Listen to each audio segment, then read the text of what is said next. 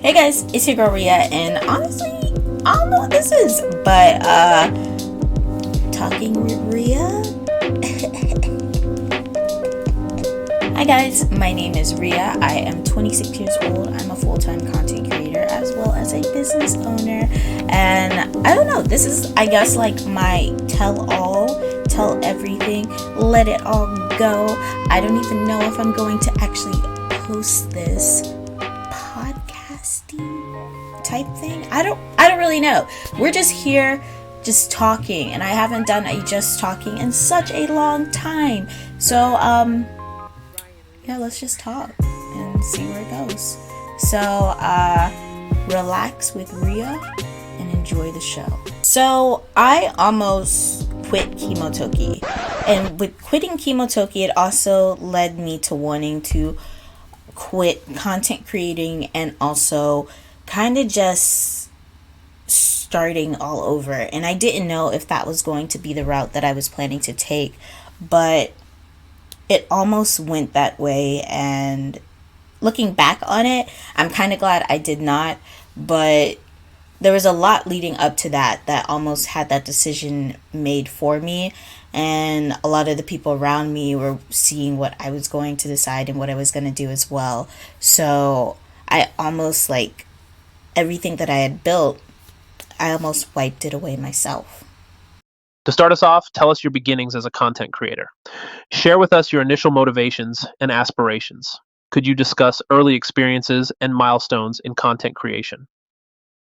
So, when I first started being a content creator, I would say my story wasn't to be intentional about becoming a content creator. It was more as though I just wanted to show my life. It was like a public Facebook page, I would say, to share with everybody, especially on Instagram. It was a place where I connected with my friends and my family, and I had different, like, I had a name.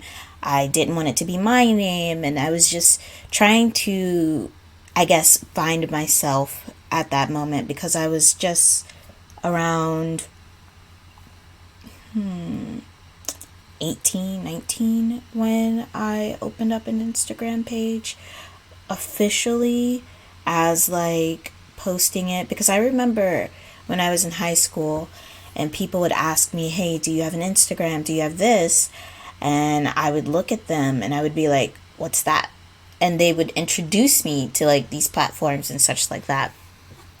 So it wasn't intentional until I was just like, oh, this is what people do. Like, I even came very late to the YouTube game and stuff like that. I wasn't there in 2012. I can kind of remember YouTube, but I don't remember it too well, to where as it just made me want to be a content creator.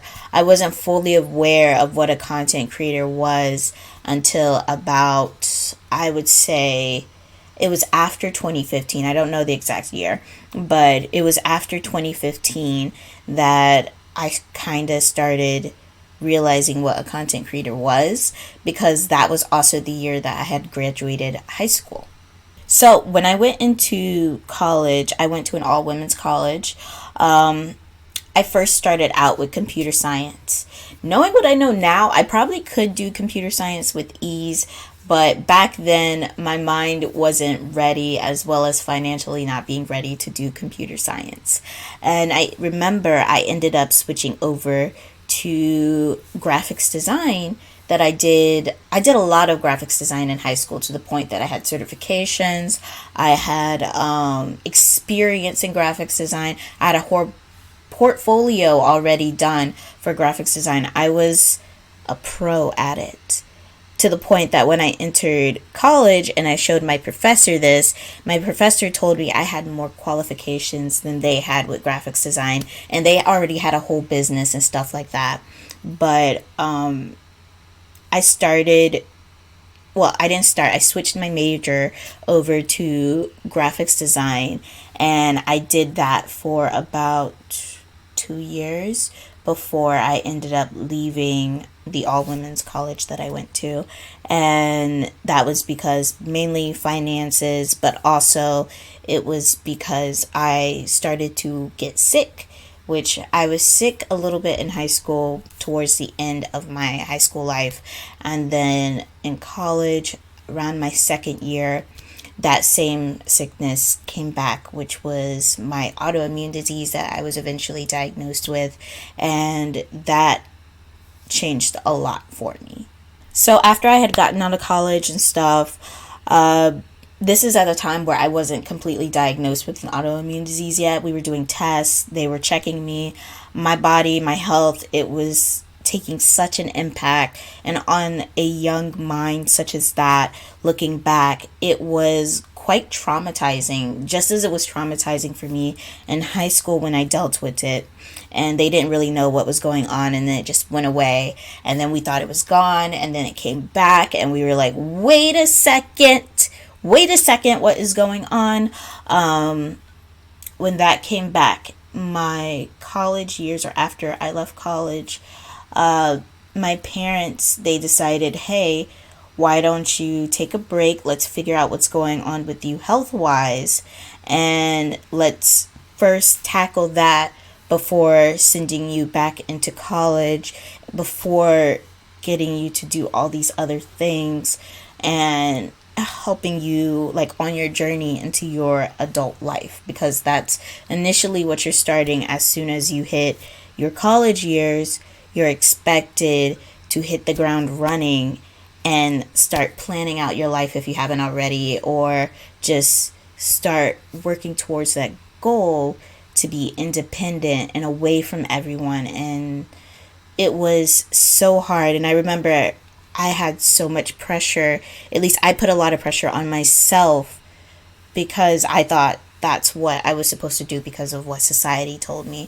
But my parents, they really gave me the time to heal and to just figure out what was going on with my health, rather than pushing on to me that I needed to be out there in the world doing other things, to having a full-time like job and stuff like that, because my body at that time could not handle such.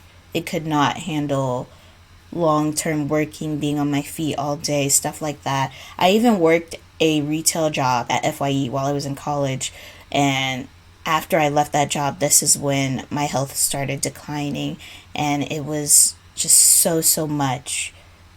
And even now, I'm still going through it, but it's a lot more tamer now than it was then. So I would say it was around the time of 2017 when I had my second job. My first job, I actually worked at my school under a professor that was, he had his own band, and I was basically like his assistant, or just made sure he was kept up and running. I ended up leaving that job when I ended up leaving school, and I also did FYE. At that time, I was in a manager position very quickly, and I was balancing both school and that, and then I eventually left that because of my health. And that's when I started discovering like the beauty influencers, a lot of the content creators on YouTube and such like that, because I was always at home, and seeing these content creators kind of inspired me to want to also create my own content.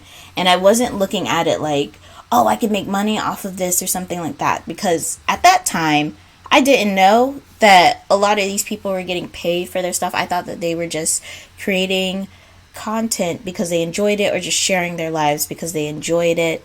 And for me at that time, I would say my page, especially on Instagram, was not made to share content with the world, because the people that you saw on my page at that time were like my friends, some of my school photos of being with them, and my brother, my mom, my dad. Like, you saw family content. It wasn't sponsored content that you sometimes see from me now. It was more of just that.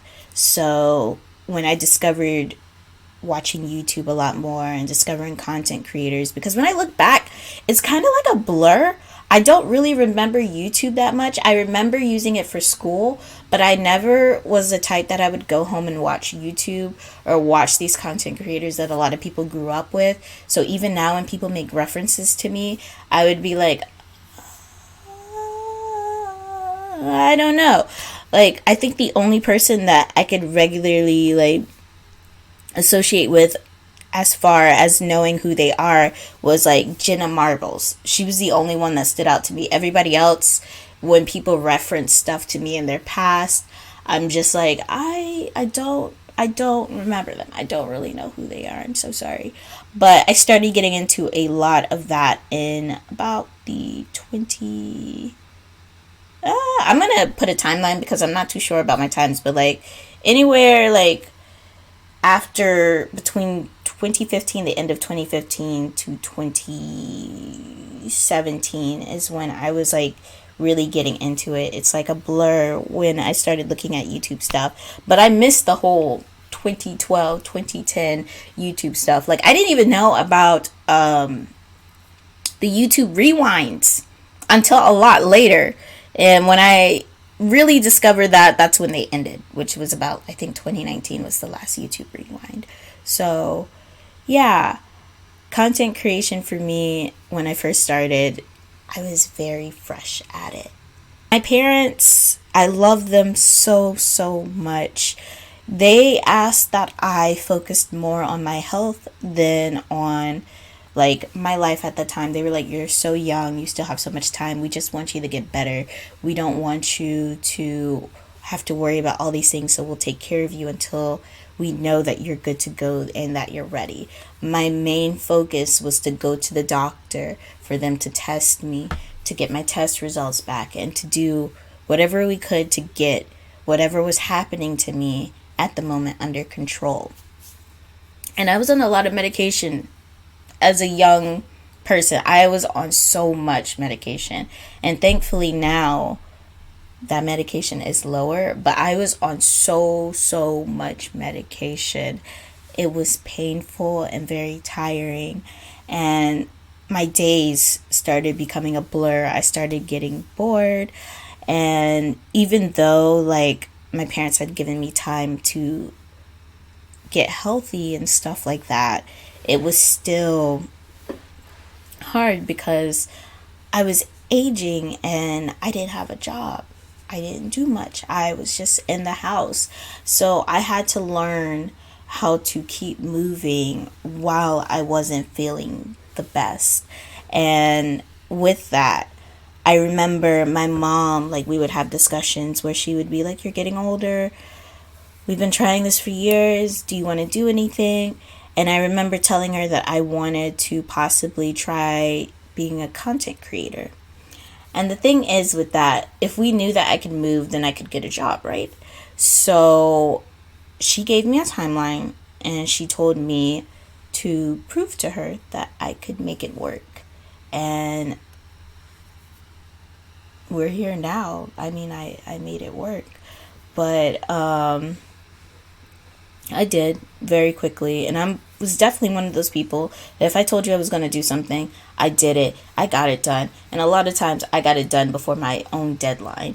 So I proved to her that like I was able to make revenue in some way, shape, or form off of it. But maybe it was because it lit that under me. I was still suffering every day with my health, every single day.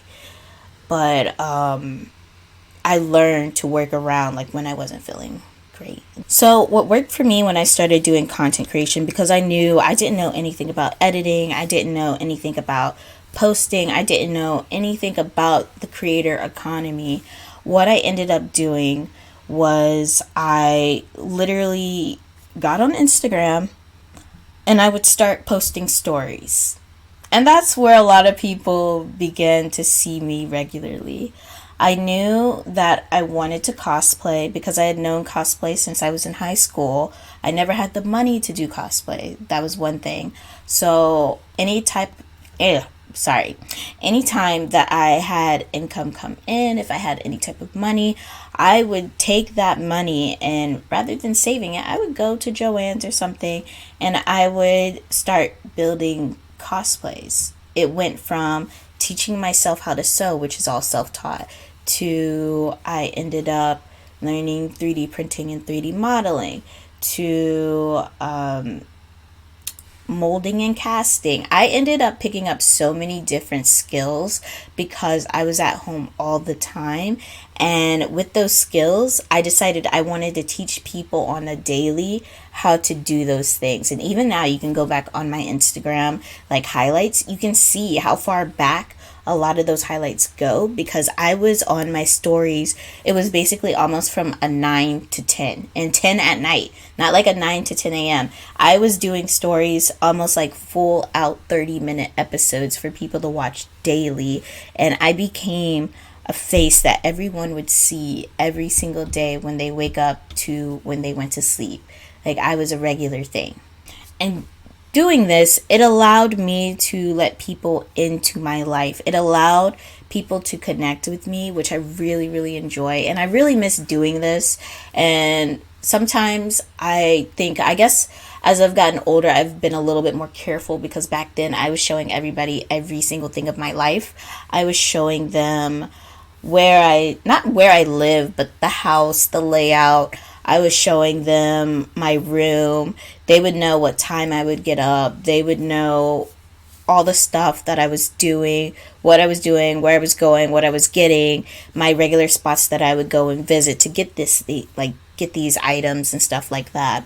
And it was fun. Like I love it. And I know a lot of my followers, they really want me to bring that type of content back because it was basically I had my own TV show without having an official network behind me, and it was just raw and just me saying whatever was happening and just showing you like the inner works of my life. So they even knew when I was getting sick, when I wasn't feeling good, they would see like my breakouts and stuff like that as I was working, but I worked through it, and that was really great.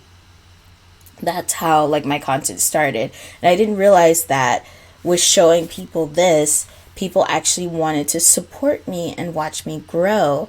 And that was really the turning point in everything because I didn't realize that I had meant so much to so many people that when I needed something, they would make sure I would get it, especially when it came to materials that I would need for my cosplays because they just genuinely liked watching me grow and teach and see me every day. And that was a part of my life. And that is what started me with content creation. And eventually I started branching outside of not just cosplay, but other things. And brands that I had reached out originally to work with were reaching back out to me and actually offering to pay me for my work rather than denying me and not saying they didn't want to work with me like they did before because they didn't realize the potential I had at that moment. But my followers saw that potential and saw my worth before that, and they supported me through that. And it holds me down. Like even to this day, I am so grateful and blessed to have so many of you guys, and especially those of you that have been here since day one, that have seen the growth, that have supported the growth no matter what, and that you just wanted me to be happy because you were there during my down days, the days that I couldn't do stuff, the days that I was struggling to do things, the days that I barely even had money, but I took whatever I had to create a tutorial to show you guys stuff that you could take or you could just learn, or I was just keeping your attention and keeping you entertained. And I'm so glad that so many people enjoyed that. That was my days, and those were honestly some of the best days that I ever had. I would say I was a full-time cosplaying every day, every week, something new for almost 2 to 3 years before I started my business. And the schedule that I had was insane. Looking back at it, I was crazy. Like really crazy. I wish you guys stopped me because when I look back, I was kicking out a new cosplay every single day. Imagine making 7 cosplays every week. And it wasn't just like 7 easy cosplays, I would say, quote unquote easy. These were high detailed cosplays that I would be making and finishing sometimes within a day. If it took me longer than that, the max would be a week. That's why I miss being young a little bit, because I was kicking stuff out. You would see me every morning, all the way through the night, and I would try it on and be done. But now, I'm not saying it's because I'm older, but I am a little bit more slower. Um, I haven't done it like that in a very, very long time. But you guys got to see how fast I could churn things out. And it didn't create burnout for me because I had nothing to do. I was always in the house. I was always tired. I was just trying to heal my own health. But at the same time, I needed something to do. And that was the greatest thing. My parents just let me do it. They were just like, "What are you doing today?" And I'd be like, "I'm making this cosplay." And they were just like, "All right, go on, girl. Do what you got to do." They would literally leave for work with me waking up and come back, come into my room, and they would see everything that I made. And I was just like, I made this because of them. Like, I would tell them, and they didn't understand the concept of having people who follow you and followers and stuff like that. And that's when my numbers started growing, was when people started watching me build stuff on my stories regularly every day. It wasn't that I was posting and they'd be like, "Oh my gosh, she's so sexy, wow." It was because I was doing something every day that allowed them to be involved in my life. And even now, like, that was the closest I would say I had ever been to my followers ever, because they knew every little thing about me at that time. But yeah, I was churning out cosplays regularly every week, and I was doing photo shoots. I was literally making them, and sometimes even taking the photos that day. We would have photo shoots, my friends and I, they would come over and we would travel and go and take pictures. And next you know, and this was with me making no money. No money on any of this. Like, at all. I was just doing it for my followers. Even when they were helping me get the materials I needed, none of that money went to me. That money went into all of the cosplays I had created. It went into all of the designs. It never was profitable in a way for me until a lot later, when people were telling me, "Hey, here's cosplay, and hey, here's your portion too," like when it started separating like that. But in the beginning, it was all going straight into the cosplays I was making. Zip. I was just doing it for you guys. I'm not going to talk too much about the whole content creator life, because we could probably do that in another like podcast talk or something like that. But around 2021, that is when I decided to transition into creating Kimotoki. Navigating being a content creator, describe the moment you decided to turn content creation into a business. Tell us about the setting up process, challenges, learning curves, and achievements. So I worked on Kimotoki for about a year. The actual idea came up around 2019 to 2020. I didn't launch until late 2021, but honestly, it was around the same time that I started doing like OnlyFans, which was literally just for more mature content. It wasn't like pornographic or anything. It was more of, I wanted a platform where I could keep it separate, that the people that like to watch me build and the people that wanted to support my work and stuff like that, they could stay on Instagram, they could watch the building, they can watch all of that. And then if you wanted to see, like, I would say more mature, like if there was like swearing involved, if there was more revealing cosplays, because I was really confident in my body. And the thing is, I always wanted to do more revealing type cosplays. But the thing is, I did consider, I still had family following my account. I still do to this day. They see everything. They see all the posts. They see all the comments. They see it all. My dad sees it all. Everybody sees it all. So even though I was really great with like body confidence and I was willing to put that out, I had to think about the brand deals I was getting and trying to be as still, like, I wanted to be seen as an adult, quote unquote. I wanted to be known that I was over 18, and I wanted to do more revealing cosplays.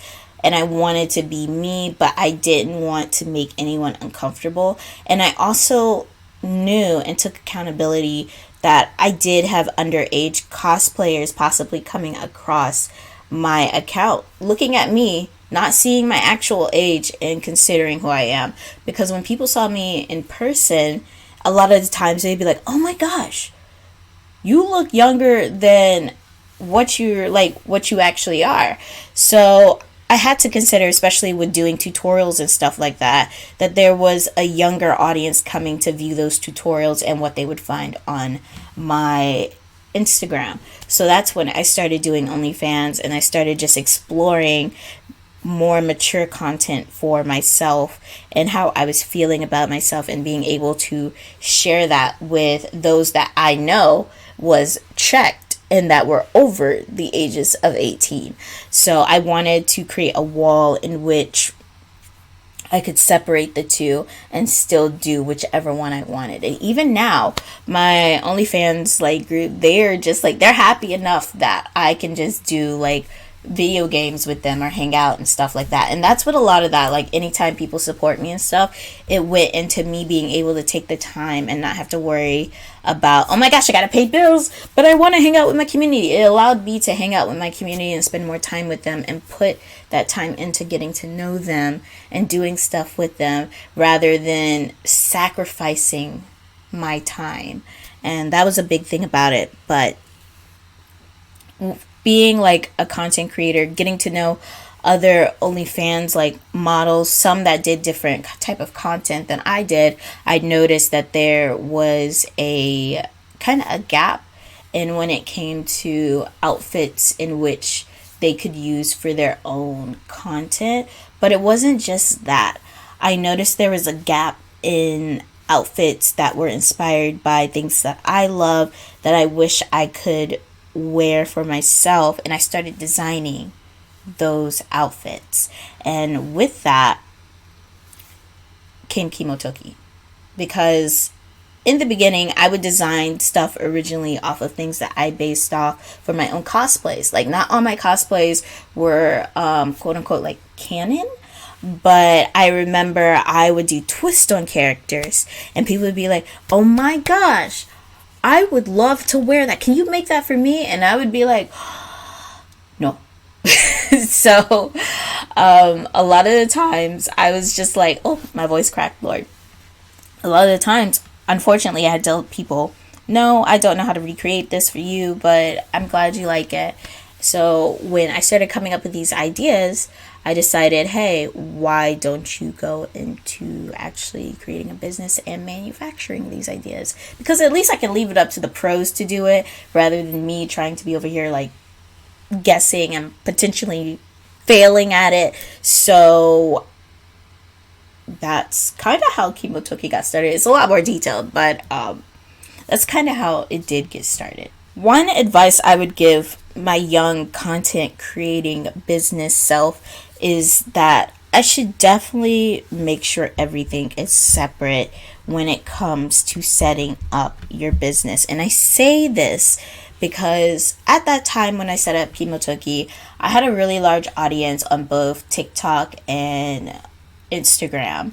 TikTok grew because I had partnered with TikTok in like 2021, 2021 or 2022. I partnered with TikTok officially, and I was part of a program that they had going, and it required me to post for months. But with those posts, it also helped me gain followers, and I was able to connect with those followers. They loved like my cosplay type stuff.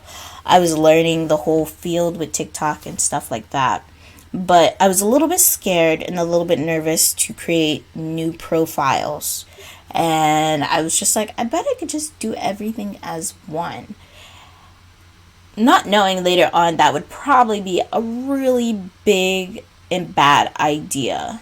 So during this time, after like I was paid by TikTok and stuff like that, I also started doing a lot of research, which a lot of the stuff that I do, I never go into it without research. I never just jump into something without research. I would take hours of my day researching. And at this time, I still lived with my parents. So I was still with my parents. My health was still the same way.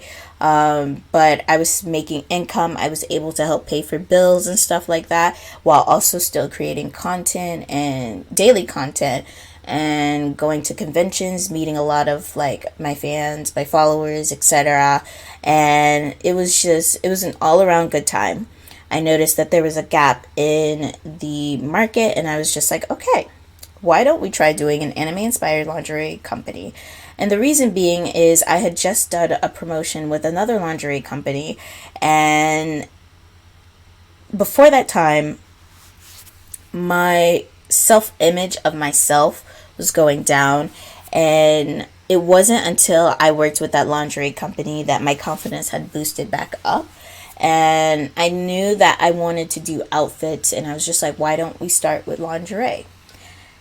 Now, lingerie is pretty difficult to manufacture, which is why I did a lot of extensive research before doing so. But even then, I'm still constantly learning about it. And from then on, I started getting my samples done, trying those samples, and kind of just like slowly introducing it into the market through my own platforms before creating Kimotoki's separate platform. So it was like I was doing teasers a little bit. Nobody knew what I was really doing until it was already done and I was ready to show things for it. And I even researched stuff about doing marketing and whatnot. One of my first things that I did was I remember writing down everything that I would need, how much I would need. I was taking money out of everything from all of my incomes. I was taking it out and I was putting it aside because I knew I needed that money to start my own business. So I would say when I first just needed to start Kimotoki, I went through samples that was at least 500 that failed, and then the next 500 was the ones that did succeed. So when people talk to me, they always ask me, was everything self-taught? And it definitely was. And that's like one of the challenges. I was never a fashion major or anything like that. And even now, some fashion majors come to me and they're just like, oh my gosh, I can't believe you did this. Did you go to school? Who'd you go to school with? And I'm like, I didn't go to school with anybody. I did a lot of this on my own. I taught myself a lot. And if I couldn't teach myself, then I hired someone to teach me how to do certain things so I could do it myself. So I did a lot of that. And I put a lot of money aside, and I still worked a lot. And I didn't realize it at that moment, but this was also probably when COVID happened that it made it really, really hard because during the time of COVID, it was nice to have everybody home. Everybody was more demanding of me being online more to entertain them because it kind of took them away from what was going on outside in the world. But during that time, it didn't make me realize until a lot later that that was also a contributor to eventually me having burnout. I was trying to be the piece of so many people while also trying to grow a business and also still run efficiently as an adult. And it had more strains on it than I thought at that moment. And even now to this day, I am still feeling the effects of those years that COVID took away from a lot of us. And during that time, running and starting a business was easier, I would say, to an extent. I say to an extent because it gave me a lot of time to focus and work on stuff. My income went up because more people were at home, they were watching me, they were supporting me, and they wanted to see me grow because I was that entertainment for them. The product was me. But then bringing in my own business, I had to see it wasn't just me as a product, it was the new stuff that I wanted to show off that were products as well. And one thing I do love to give credit to my followers, my fans, stuff like that, is that no matter how or when or why I pivot to something new, they always support it.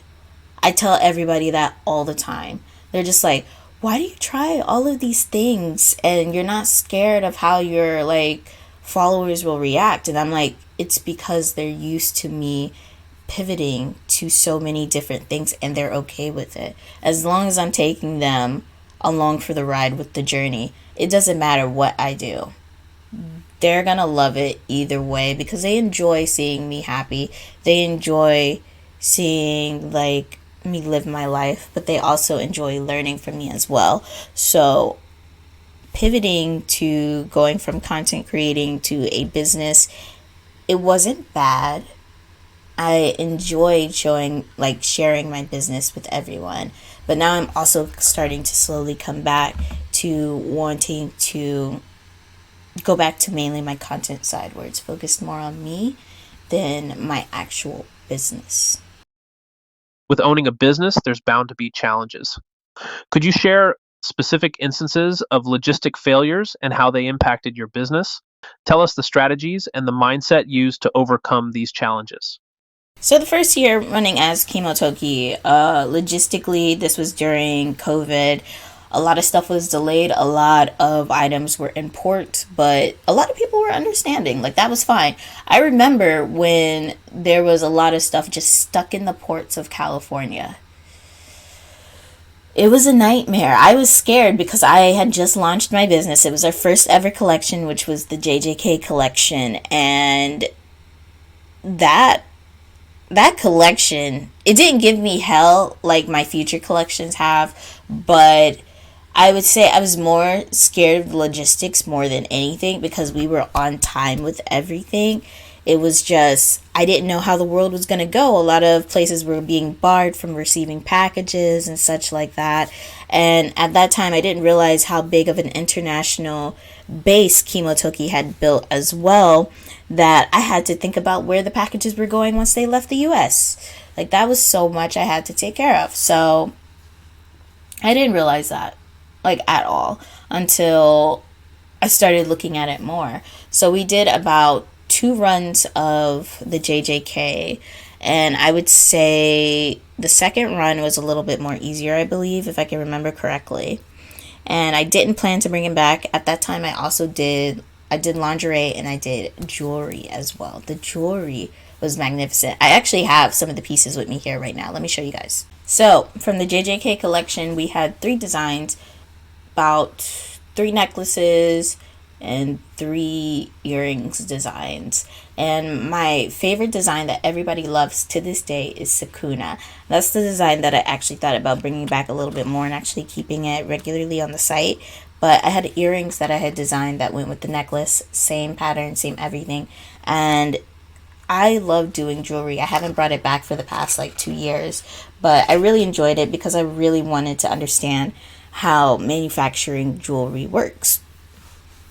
It was not a long process, I would say, and I enjoyed every bit of it. I just haven't touched on it for a while, and I'm thinking about getting back to it maybe in our 2024 year. But the logistics in those beginning collections, it felt super, super easy, but that was because we had a low minimum order quantity at that time. We were meeting the goals that we needed to purchase a high amount of inventory, and that inventory was still going. It was gone like that. But it wasn't until I started utilizing TikTok a lot more that blowing up on TikTok was probably one of the greatest, but also the worst things that could have happened for my business. When I blew up on TikTok, I didn't expect one of my videos to get over 1 million views, and that happened when I was going to release, it was different collections that I had at that time. But the thing is I started getting very detailed with my collections, and those details, unfortunately, they were custom designed products, and the more custom and more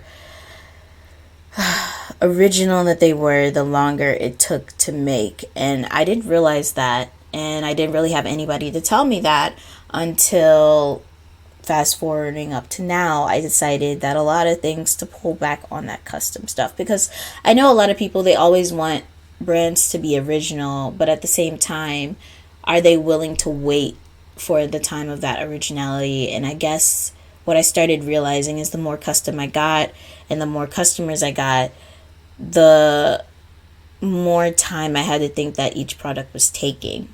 And sometimes waiting was never enough for people. Like, it's really hard to wait, which I understand. Even I wait. If I'm ordering from a small business, I know that I should give them at least a year or something to get stuff to me. Maybe more, depending on the type of object that I ordered from them. But I didn't realize that a lot of people were coming to my brand and also thinking it was a mass produced item. Comment section, and it would be in comments that were overseas in a different language that I didn't understand, so I would translate it, and a lot of people assumed that the stuff that I was designing could be bought off of AliExpress or Alibaba. They thought that they could find it on another website, so they would go take my photos, take the items, and reverse image search them. And then when they found out they couldn't find anything similar, they started being like, oh my gosh, it's completely original, and it started shocking people. It even shocked me that people would think that. But at the same time, in a society, we're so normalized with people doing like drop shipping and stuff, you automatically assume that typically. You don't really think like, oh, this is a completely original product. You think, oh, I could probably go and buy this somewhere else and it'll be cheaper. But no, that wasn't it, like, at all. So I mentioned that we didn't have a team until late 2023 and now into 2024. And the thing is, I thought that I could do everything by myself. I thought that bringing on more people would add stress to me, which is true.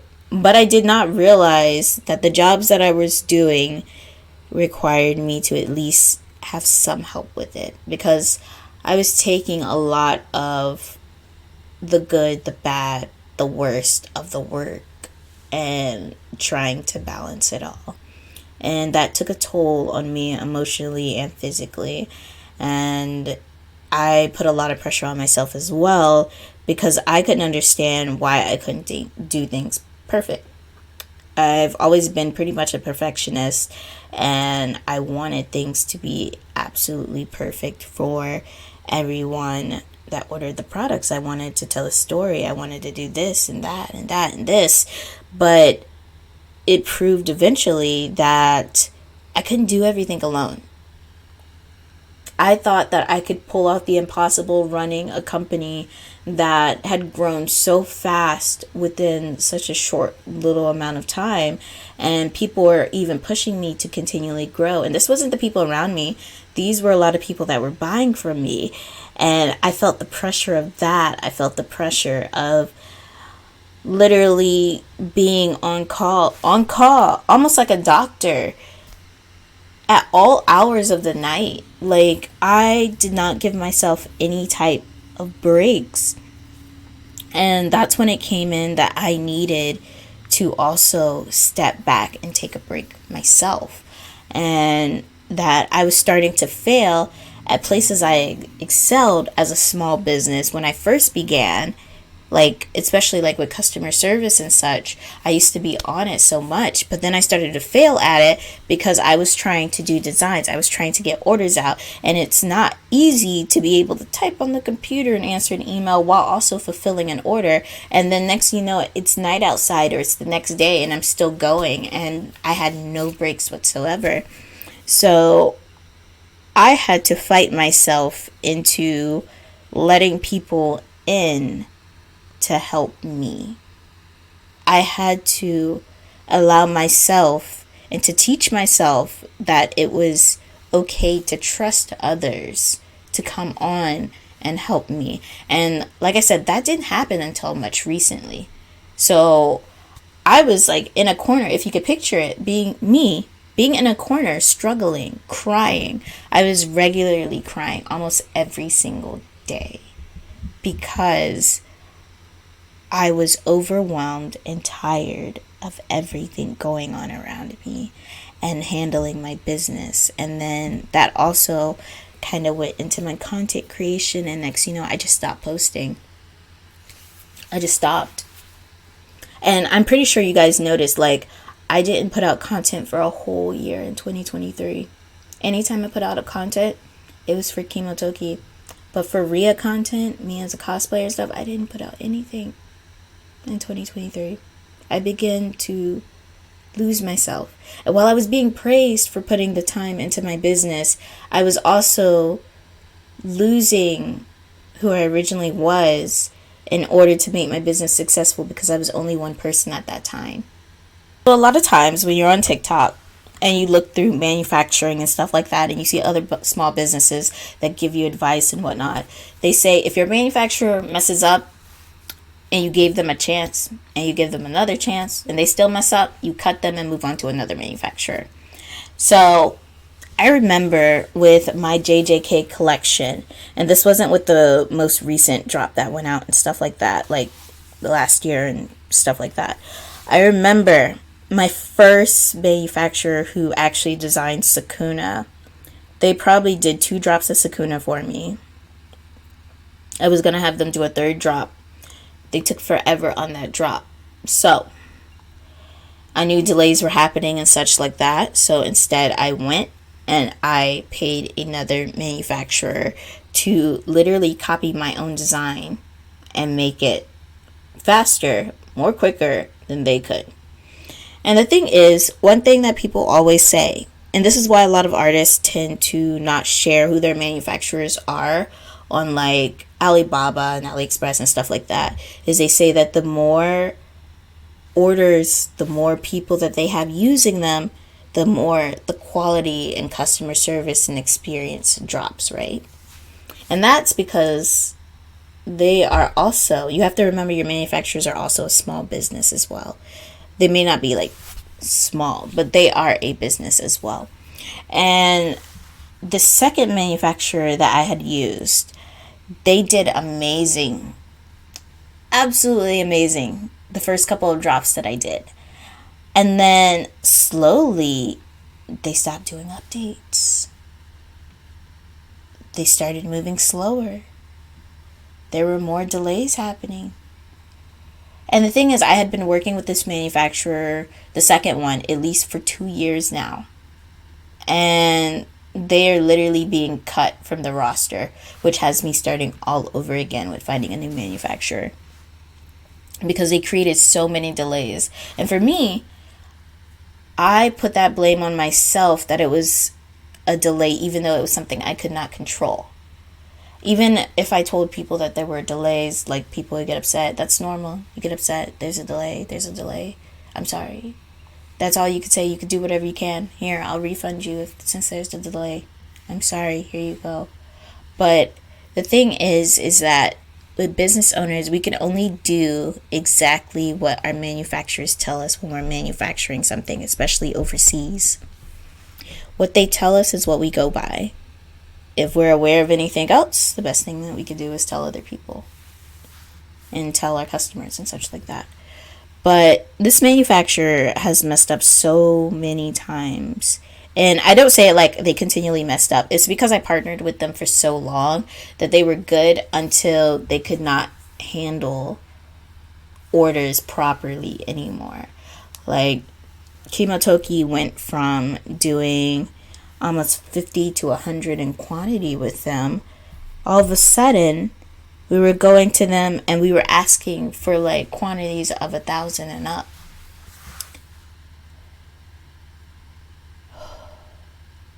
And that created the biggest delay. We were scaling too fast with not even enough people to scale properly with. It was just me. But at the same time, my manufacturer did not tell me at that time that they had downsized in warehouse size. That's the one thing about working with people overseas. They will only tell you what they want you to know. And what, like, you wouldn't even think to ask them that, because when you look at their page, it'll be like, oh, they say they have this amount of size. You go by that. But my manufacturer, and this was like the last straw, when they told me that they moved warehouses, not even telling me that they had moved warehouses, somehow in that move, they had also lost my samples. So I'm without samples for some designs that I came up with. Like completely without samples, to the point that they probably cannot be recreated to the T, because when they did this warehouse move that they never mentioned to me, my samples got lost in the move. They didn't tell me that they downsized in actual machines. And that's why, like, when I went to them and I was like, why did you downsize? Why was this not mentioned to me? You were able to do products faster. You were able to be on time and stuff. Why is this? And they were just like, oh, we moved warehouses and we downsized. But I didn't know to ask that whatsoever. I didn't know that they had done so. And before we get the people that ask, like, why don't you go to an American manufacturer? I have actually talked to some American manufacturers. At the moment, it's really hard to get an American manufacturer in the US that do lingerie. And if they do lingerie, it's a very high minimum order quantity that we have not yet made. And when I say we have not yet made that, think about anywhere between 5,000 to 8,000 pieces. And I'm still not allowed to get samples. I have to commit to those pieces. I have to put the full payment down right then and there. That's a lot on a small business. Like so much. So that's why I haven't worked with an American manufacturer yet. But on the bright side, I have connected with a couple on the East Coast, and I've been kind of getting to know them slowly. I want to visit their factories and stuff like that, but they still require more upfront than overseas manufacturers. And I wish that this would change in the US, that we had better communication with manufacturers here, and that you can see a little bit more. But this is when you have to do your due diligence and actually go out and meet people. But that also requires money. That also requires you taking the time to do so. And when you take time, you lose time on something else. So you have to think about what is the sacrifice you're willing to make with that. So I got rid of one manufacturer, right? Now, at the moment, Kimotoki is on a search for new manufacturers. This is one of the reasons why our Rainbow Monkey collection will not be dropping again anytime soon after we're done with these last few rounds. We had a lot of delays because of the manufacturer I just spoke about, with their machines the machines taking longer with putting everything together.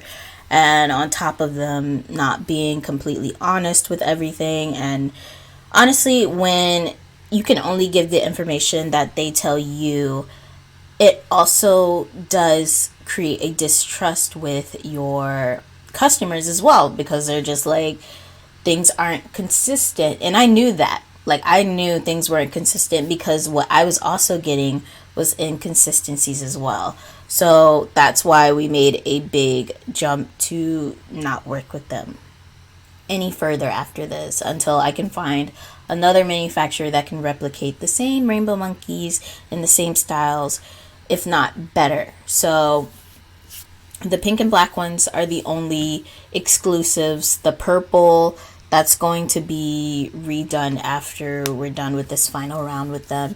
And then we have lingerie that's completely moving to a new manufacturer.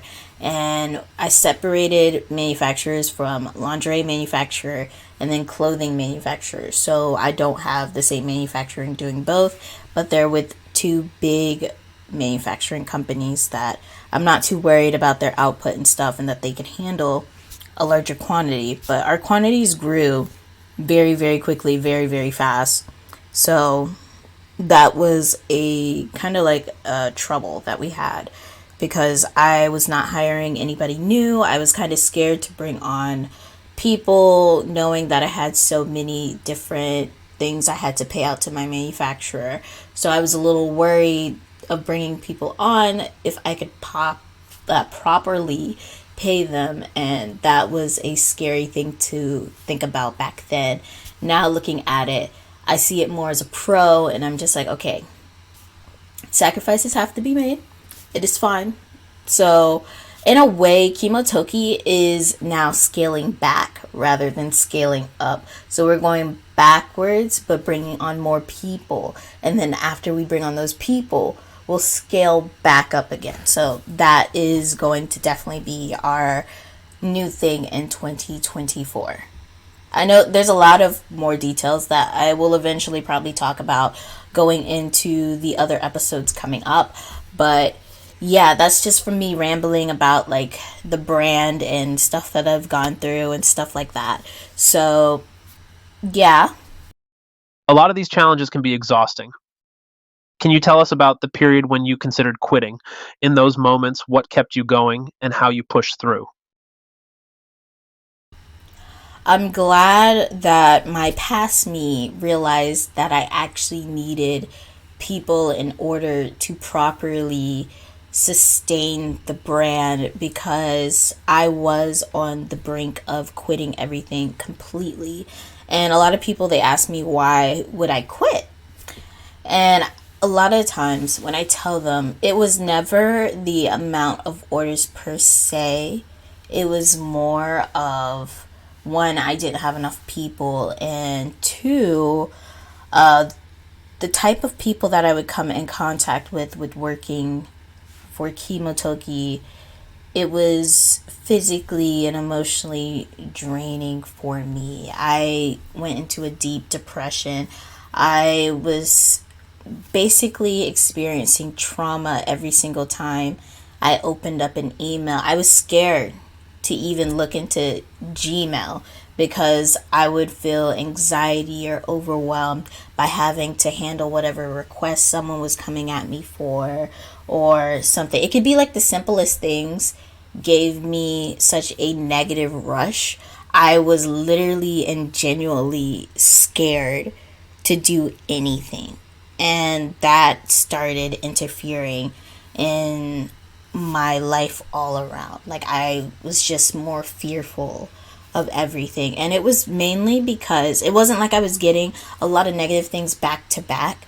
But one thing I tell people is when you say something to someone, for some people, it really holds with them. So it could have been one experience that I would sit on for days or weeks or months. And I had to teach myself to let go of those experiences or interactions with people.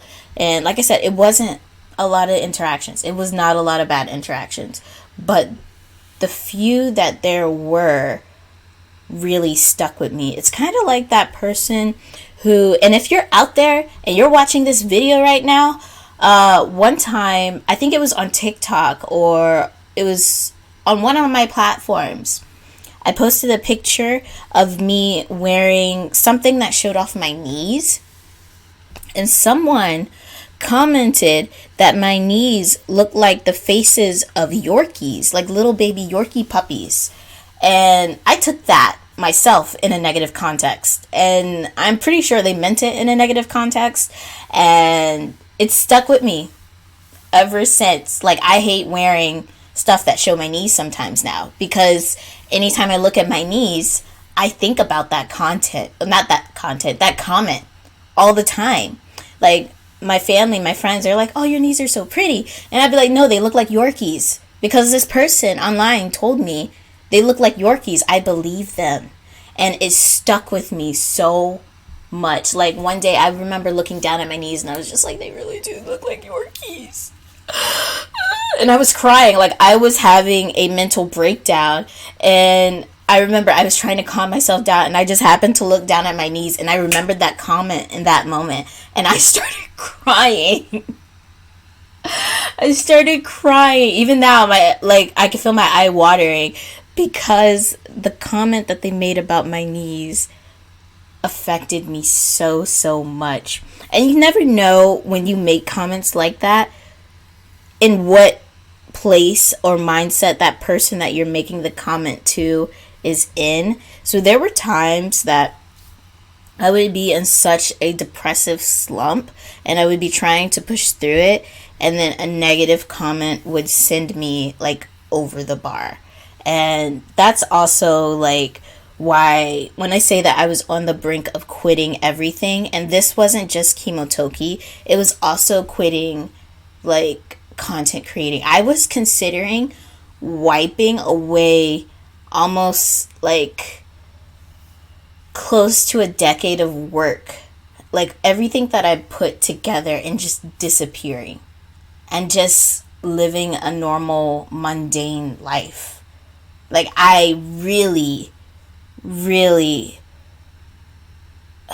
I've really thought about just giving it all up. And when I think about it, like the place that I'm in now, I'm really glad, and I'm pretty sure I've said this before, I'm really glad I did not do that. But I was so close to giving up everything. There were days that my friends, they would talk to me and I would just start rambling, like telling them I don't know who I am, what's going on. Maybe I made a mistake. I didn't know what to do. The only reason I would say I pushed through it was definitely because of my fans, because of my followers, because of my friends and family. I had to remember that. Like, I had to remember that. I had to think about all the good times over the bad times. I had to think about how Chemotoki has brought so much joy into my life. And even though there were bumps, and there are still bumps that happen along the way, that it was going to be a positive thing for not just me, but the community that I have created for it.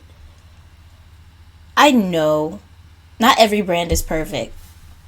I know people make mistakes, and this is why I'm rebranding Chemotoki and also stepping away from it a bit. Like, you guys won't see me as much anymore with it.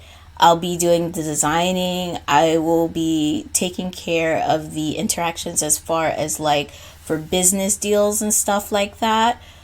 But this is also a reason why I will not be at the forefront anymore. It was because I almost lost myself in it, trying to please every person, because that was my goal, was to make everyone as happy as possible. I don't think I failed. Like I said, brands make mistakes. Things do happen. I think out of all the brands that I've seen, like with making mistakes, big and small, I would say that we try to, like, if we have made a mistake, if Chemotoki has made a mistake, it is tried to be fixed. A lot of people just be like, ignore it, don't do anything about it. But I feel like with our company, we at least try to reach out and try to fix it as best as possible and work in the favor of whoever we're talking to at that moment as much as possible. I had to teach myself a lot of working with websites and such, because I didn't really have like someone that could do the websites for me. Like, it's crazy. I didn't have that. So I tried to create as many options to make sure everyone was seeing everything as possible. This is why I'm bringing more people on and people to handle this type of stuff. But like, I remember I learned how to create like a pop-up on the website that will show updates at all times. I have a banner at the top of the website that tells people where to go look for updates. We have like a little form that sends to us. We had a little error with the email thing before, but we won't get into that.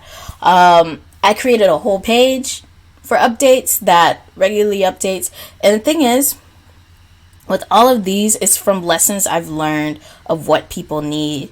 And I know that not all the times, nothing will ever be enough for everyone. Say that one more time. It will never be enough. But I could try to get it there. I could try to make it enough. I can try to give as much information as I can.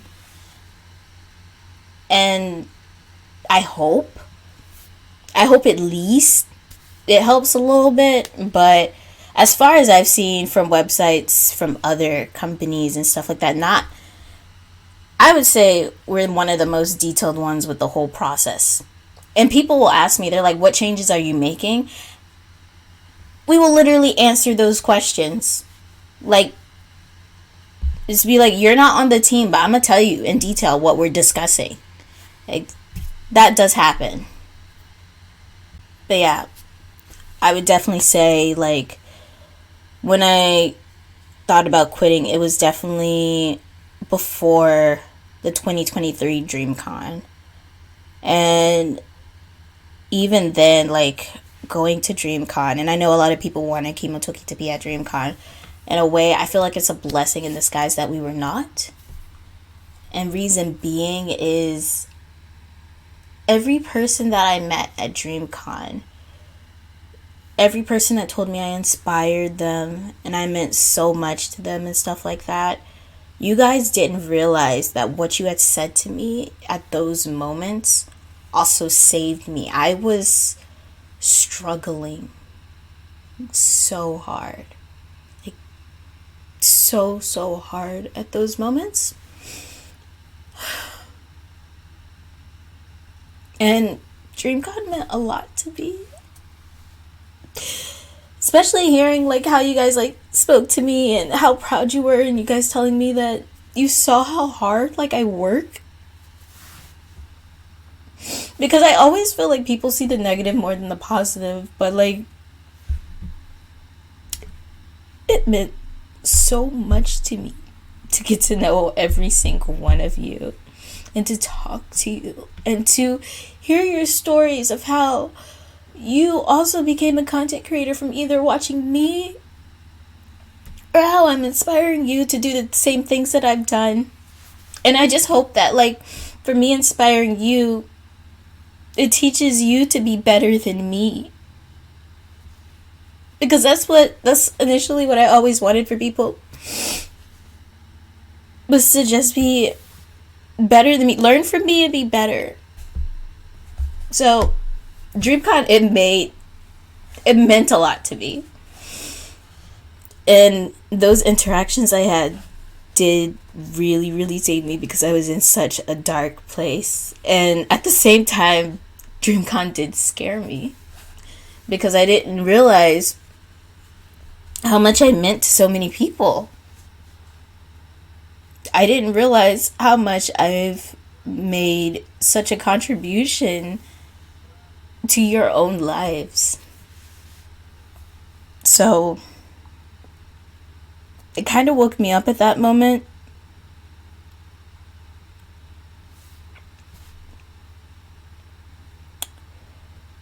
I came back from that and I remember I was so like I got it. I was ready. And then depression hit once again a couple of months later. Thing is, I didn't know that I was going through depression because I have never been, like, I would say, depressed per se. I didn't even know what depression really was. With all of that said, it must have been very taxing on you. If you're okay with it, feel free to tell us your struggles with depression and anxiety. How did it impact your personal and professional life? Did you have any healthy coping mechanisms or support systems? Could you also share that with us? 2023 last year, I lost my grandmother.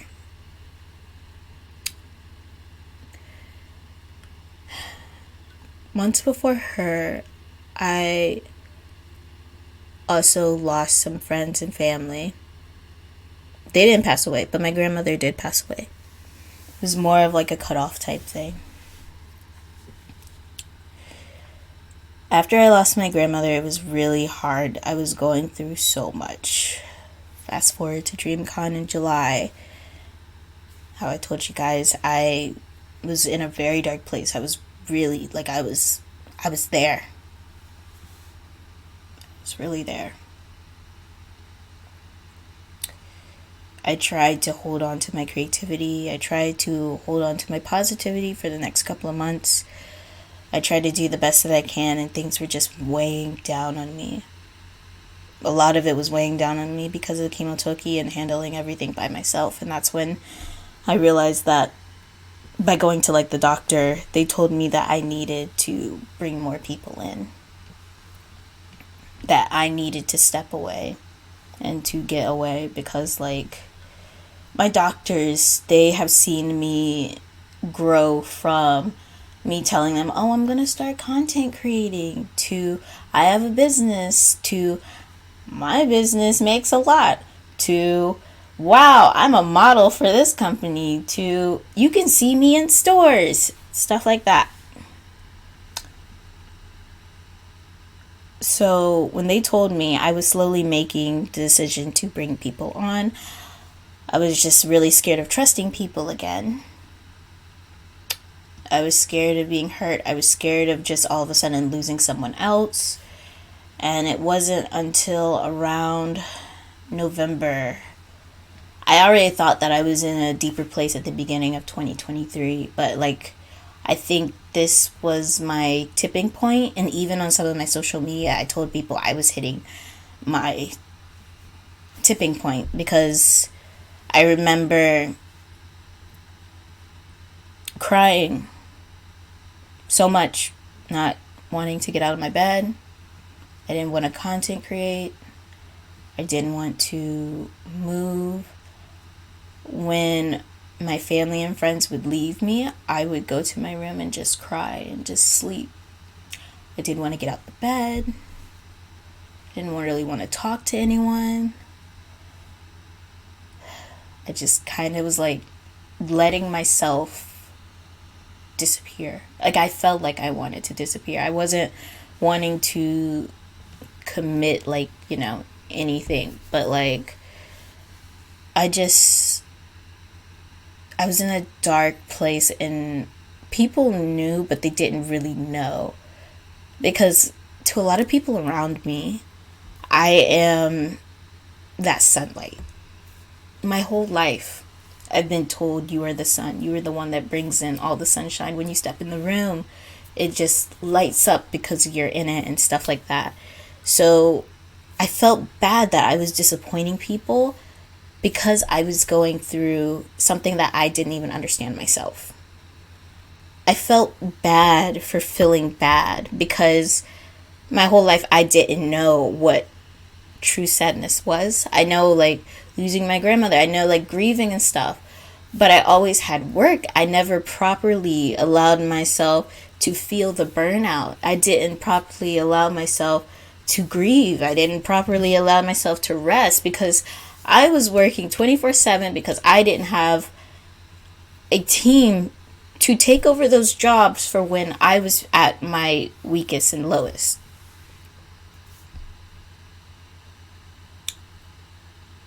It wasn't until I remember calling my mom one morning, and I just told her like I couldn't do it anymore, like I was struggling, and she just listened to me cry.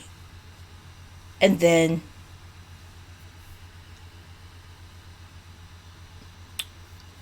I remember going to the doctor.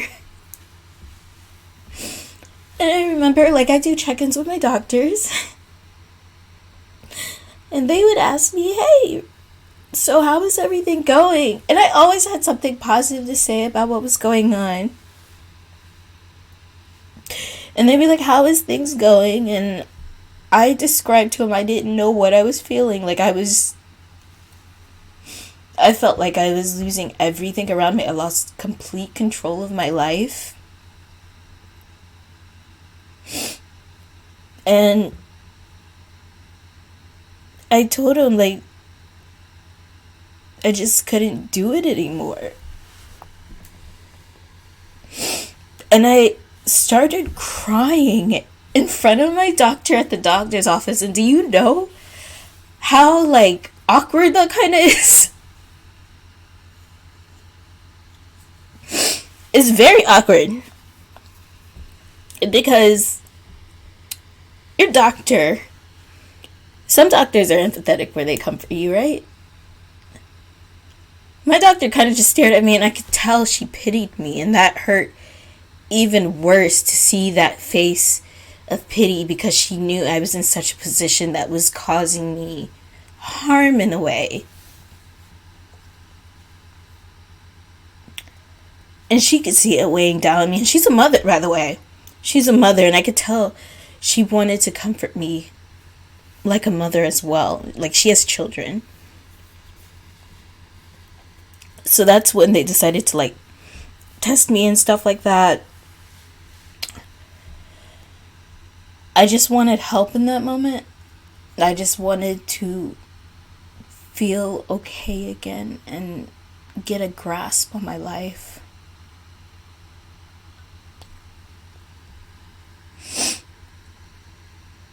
My friends and stuff, I thank them for getting me out of the bed when I didn't want to. I thank them for being there with me and getting me moving up until that point of me talking to my doctor. And a lot of things, you just need a support system. And even though I felt like I was a disappointment in a way by feeling the depression and the anxiety, because they tested me for both and they said I had severe depression and anxiety to the point that they were worried and they put me instantly on medication. And also seeing therapists and stuff like that. That day, I tried to stop myself from like crying because I don't know, it was hurting me more to see the people that have always called me their sunshine look at me with such pity and sadness. And I hated the thought that I was causing them that sadness and harm, you know?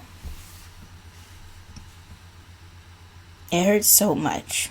Like, I kind of wish that it was just like, okay, cool. You got it. Let's go hiking or something like that. Like, oh, my makeup, Lord. Okay, whatever. Like, let's go hiking or something like that. No.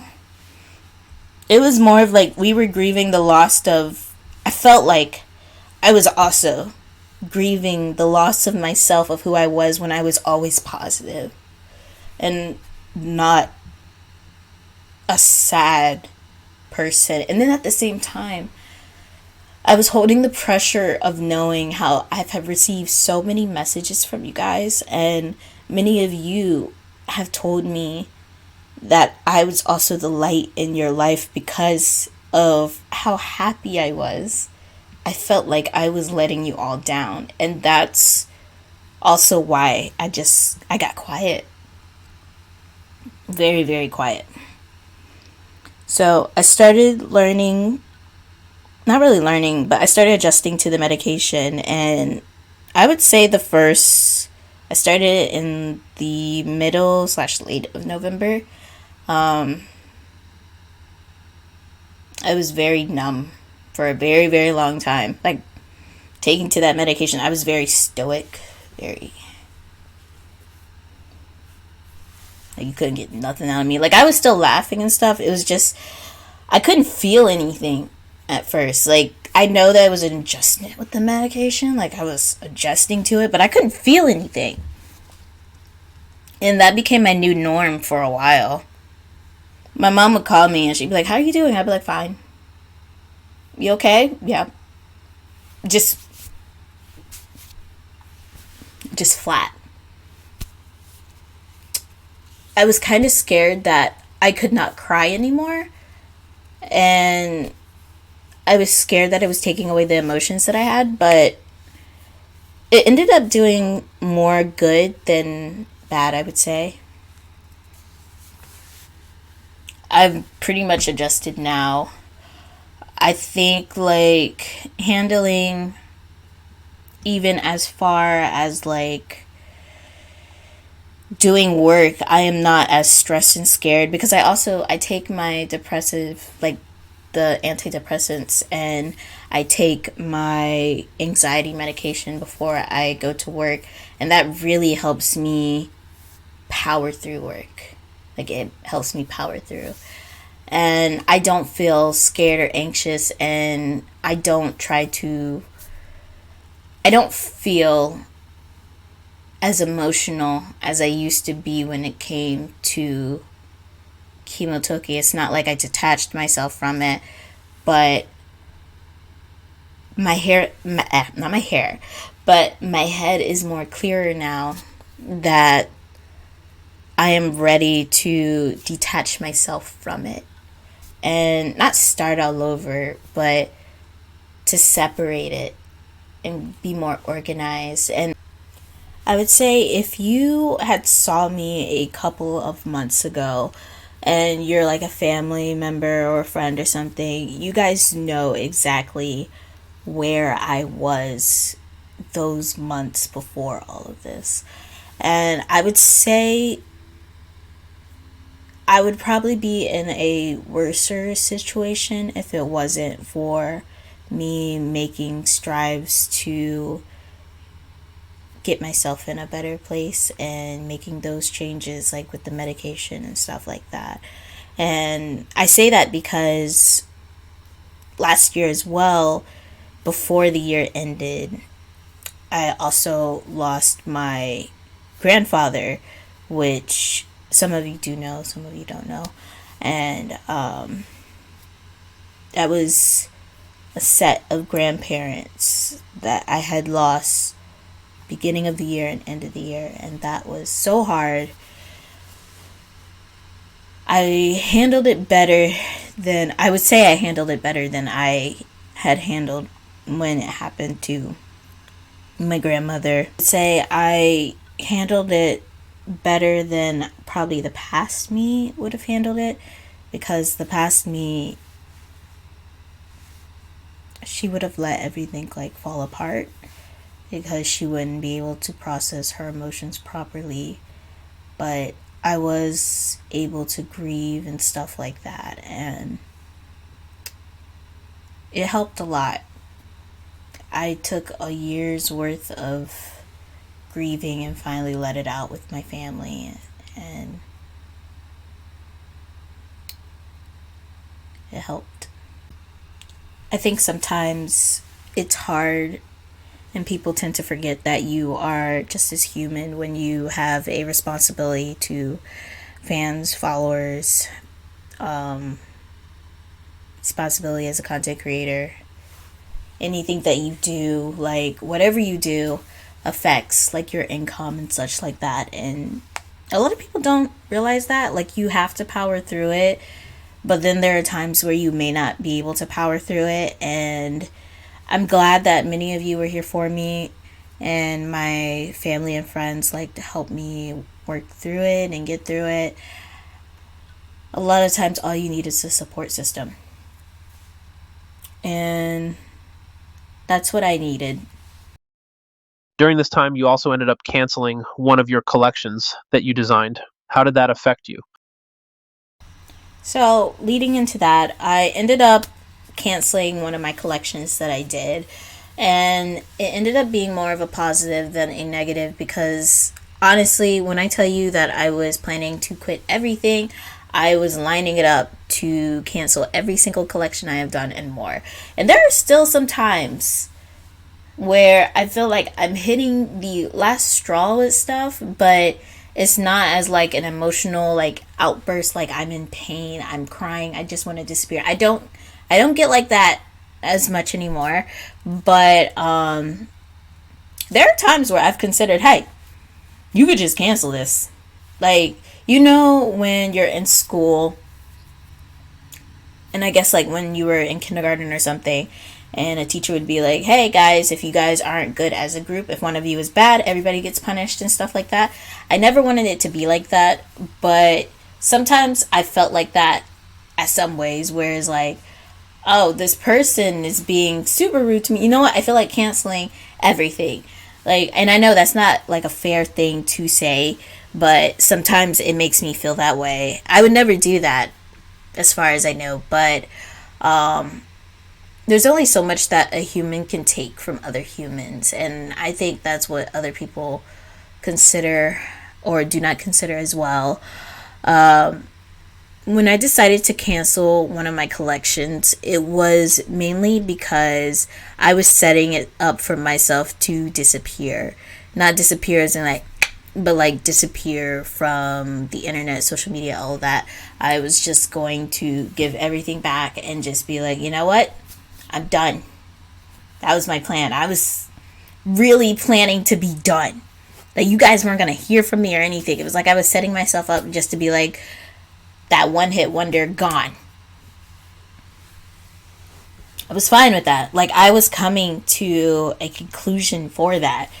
And then my family and friends, they told me not to give up. And once again, that support system, it came through. And even though I did cancel it in the end, it ended up being better. And then that led into the rainbow monkeys, and it kind of brought my creativity back up.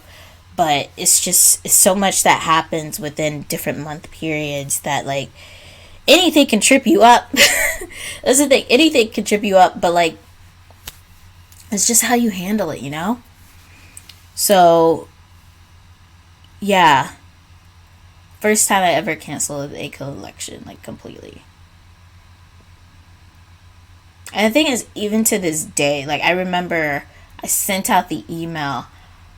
I cried that day when I sent out that email. And what I wrote in that email to everybody, because I was able to target the people that found out that were a part of the collection, my heart broke when I did that. Like, it absolutely broke.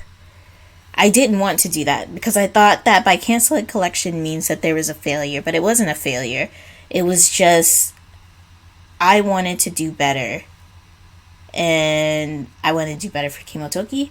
And I wanted to bring people on to help me do better. And I could not do that with trying to balance pushing out the collection to everyone and then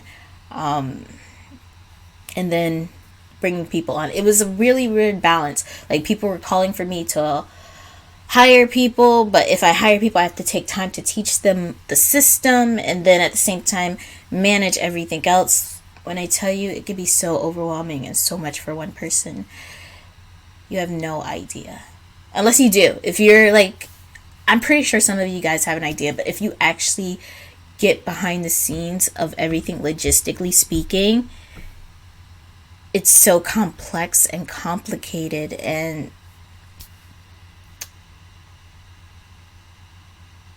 it's a lot. Well, it sounds like you've grown a lot personally, and your brand has grown a lot as well. Um, could you tell me the pros and cons of such growth? I've grown so much as it's Rhea Parker and as the owner of Kimotoki and such. Like, it's brought me so much joy and happiness. And it brings so much warmth to my heart. I really feel like I've made a difference and I've connected with so many people because of the choices that I've made positively. And it means so much to me. Like, all I ever wanted to do was teach people. All I ever wanted to do was inspire people. That was like the two things I told myself going into this, that's all I wanted. If someone can walk away with happiness or inspiration or whatever, as long as it's positive, from seeing or knowing me, that made everything worth it. And I don't know, like, I never know if that's what people get out from interacting with me in some way, shape, or form until they tell me. So all I can do is hope that that's what you all always get from me, you know? So while there are always like bumps in the roads and stuff, I know I keep like referencing there are bumps. You're always going to have bumps no matter what you do, whether it's something similar to me or something similar to something else or whatever. There's always going to be pros and cons with growing. And as a business, you are always going to have hiccups. As a content creator, you are also a business. So basically, I'm not running just one business for Kimotoki. I'm running two as a content creator and a business owner. Those are two different businesses. You will always have some form of bumps in the road. It just depends on how you handle those bumps at that moment. That speaks to who you are and how you handle things. So, with that being said, when it comes to managing your growth, one thing I want you guys to take away from this is to take your time, to go slower. I know getting up in the rush and being like, oh my gosh, people love my stuff. Let me push this out and this and this and this. I have designs that I drew up in my first 2 years that I still haven't released. And I probably will not release them. Like, people ask me if I can release things a lot more faster, and while I wish I attempted to with last year, and it was a very big explosive year for me. So we're gonna dial it back, and things are going to be coming out a lot slower. And this is just one of those learning things that you learn as you go. But when it comes to managing your growth, don't be afraid to bring people on. And I think that's like one of the biggest things is like I had to learn is like I was so scared of handing off something that I built to other people. I was absolutely terrified of it. But it ended up being the best thing that I could do for the brand so that I could go and live my life properly and as humanely as possible, rather than being tied down, crying all the time, just not bettering myself as a person. So I'm able to design, I'm able to do any job that I want, but I do not have, I guess, I don't mean the word responsibility. I mean, I do not have the pressure that I had with managing a job for a business that needed 50 and up different types of people to manage it. I am not 50 different people anymore in one body. I have the jobs that I choose, and then I designate those jobs that I don't want to people who I know can handle it efficiently. And that's made a big difference. I know, like, to some people, they're going to be like, it's not fast enough, but this is the best way that I can do it. This is the best way that I can do it for Kimotoki, because I want Kimotoki to be successful. I want it to succeed. I want to see my brand still here in a couple of years. I don't want to give it up. If you asked me a couple of months ago, I probably would have been like, it's over. But one thing I told myself recently with talking and stuff like that is I'm not ready to let Kimotoki go. I don't think I ever will be.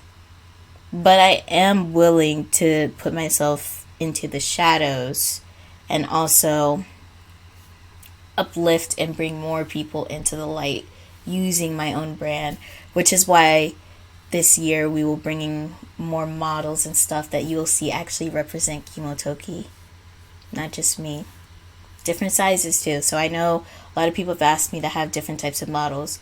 One thing about it, I told people I always wanted to pay the models, especially what they're worth and stuff like that. And that's what I'm doing. It just took some time. Some things I knew not to rush into, but other things I had to learn a harder way. And I hope from you hearing this that it helps you as well. Oh, Lord, I hit the mic. I just hope it helps you as well, because I'm getting myself back on track. And I hope that you guys are seeing that. I'm coming back. I'm doing good. I'm doing really good. For our listeners, what advice would you give them considering everything you've experienced? I guess the biggest takeaway that I got from this, to give advice to all of you guys as a content creator or entrepreneur. Ooh, I almost knocked that. Okay. If you're an entrepreneur, take it slow. It's not going to happen overnight. I feel like that's a very cliche thing to do and say because it's not the same for everyone. But I'm pretty sure you will take this to heart when I tell you to remember that you're human too. Because I feel like we have to believe like we have superpowers as a business owner. We don't. We're just as human. We're just as weak. We can also get hurt too. And we should think of ourselves as humans as well. I know we definitely want to follow, a lot of the times the customer comes first, but if you're not coming first, then you won't be able to provide any service to the customer. That's something to always consider. And then for those of you aspiring to be content creators and such like that, the biggest thing I could say is build your own lane. Don't compare yourself to everybody else out here. Don't try to be like everybody else. Your community will come to you. It'll just one day be there. It may not be too soon, it may be fast, it may be slow, but there are always eyes on you at all time, and that can be a lot of pressure to think of it that way, but you are not going unnoticed. Your numbers do not speak for you. What speaks for you is your actions and how you do things. What speaks for you is what you put out into the community, especially whether it be positive or negatively. That speaks to who you are as a creative.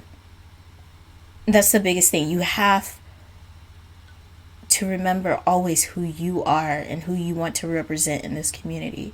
I feel like people forget that sometimes. The whole thing, like this whole word about like clout and whatnot, it can be so weird. Like,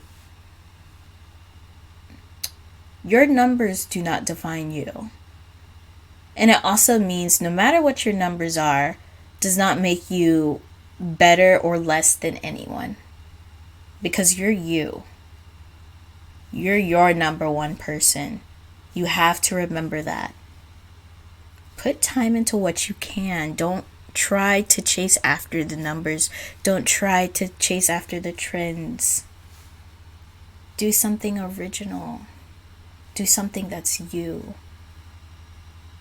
And it'll happen. It'll come to you. Just takes time. Okay.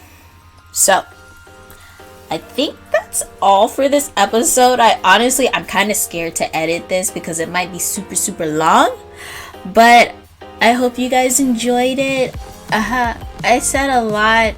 I can't remember everything I said. We cried a little bit. It was a little bit chill. But I hope you guys enjoyed this Relax with Ria. Or like Talk with Ria. I don't know what to call it. Hey, if you're in the comments, give me a name for these segments. Thank you. That'd be great. It's very much appreciated, okay? So I can start naming it something. Because right now, I'm just here with these drinks. Why my hand look white? I'm melanin.